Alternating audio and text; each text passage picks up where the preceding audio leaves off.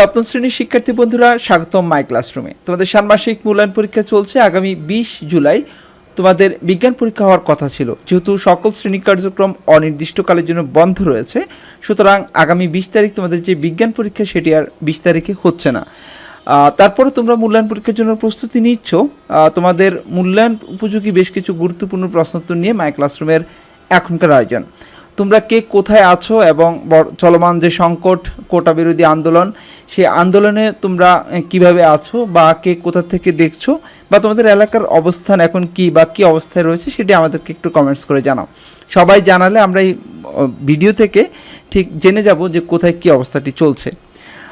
তো চলো এবার আমরা তাহলে প্রশ্নগুলি দেখে নিই। প্রথমে কাজ 1, মৌলিক ও যৌগিক এবং মিশ্র পদার্থের পার্থক্য দেখাতে বলা হয়েছে। নিচের ছকে আমরা মৌলিক, যৌগিক এবং মিশ্র পদার্থের পার্থক্য তুলে ধরলাম। প্রথমে মৌলিক পদার্থ। যেসব পদার্থকে ভাঙলে বা বিশ্লেষণ করলে ওই পদার্থ ছাড়া অন্য কোনো পদার্থ পাওয়া যায় না তাকে মৌলিক পদার্থ বলে। আর যে পদার্থকে ভাঙলে বা বিশ্লেষণ করলে 2 বা তার অধিক মৌলিক পদার্থ পাওয়া যায় তাকে যৌগিক পদার্থ বলে।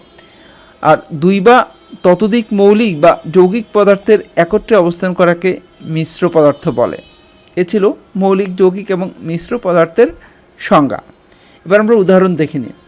যেমন হাইড্রোজেন, অক্সিজেন, নাইট্রোজেন, এগুলো হচ্ছে মৌলিক পদার্থের উদাহরণ। যৌগিকের উদাহরণ পানি, H2O, কার্বন ডাইঅক্সাইড, CO2, খাবার লবণ, NaCl। আর এখানে উদাহরণ হচ্ছে শরবত, মাটি, বায়ু। এখানে মৌলিক পদার্থে এক রকমের পরমাণু পাওয়া যায়, যৌগিক পদার্থে বিভিন্ন রকমের পরমাণু পাওয়া যায়, আর মিশ্র পদার্থে একই রকম অণু ও বিভিন্ন রকম পরমাণু পাওয়া যায়। তাহলে এ ছিল মৌলিক, যৌগিক এবং মিশ্র পদার্থের পার্থক্য। আশা করছি তোমরা বুঝতে পেরেছ। এবার পরের প্রশ্নটি দেখব। কাজ 2 রয়েছে, নিচের ছকটি থেকে বের করতে হবে এই পদার্থগুলোতে কোন কোন মৌলের কয়টি করে পরমাণু আছে। তাহলে চলো দেখিনি। ছকটিতে রয়েছে মৌল ও যৌগের সংকেত ছক। এখানে CO রয়েছে, H2SO4, O2, N2O। এখানে মৌল বা যৌগের সংকেত রয়েছে, আমাদেরকে বের করতে হবে কোন মৌলের কয়টি পরমাণু রয়েছে। তোমাদের জন্য প্রয়োজনীয় উপকরণ থাকবে কাগজ, খাতা, কলম, অনুসন্ধানী পাঠ বই, অনুশীলন বই এবং পেন্সিল ও স্কেল। এবারে আমরা কাজের উদ্দেশ্যটি জানব। মৌল বা যৌগের সংকেত থেকে পরমাণুর সংখ্যা জানবো আমরা এর মাধ্যমে। কাজটি হচ্ছে দলগত কাজ। কাজের ধারা: দলে সবাই আলোচনা করে যৌগগুলির সংকেতগুলো খাতায় লিখি এবং কি কি পরমাণু আছে, কতটি পরমাণু আছে তা লিখি। তাহলে এর নমুনা উত্তরটি দেখে নেই। মৌল বা যৌগের সংকেত CO, এখানে একটি কার্বন, কার্বন C দ্বারা কার্বন, আর ওতে অক্সিজেন, একটি অক্সিজেন পরমাণু।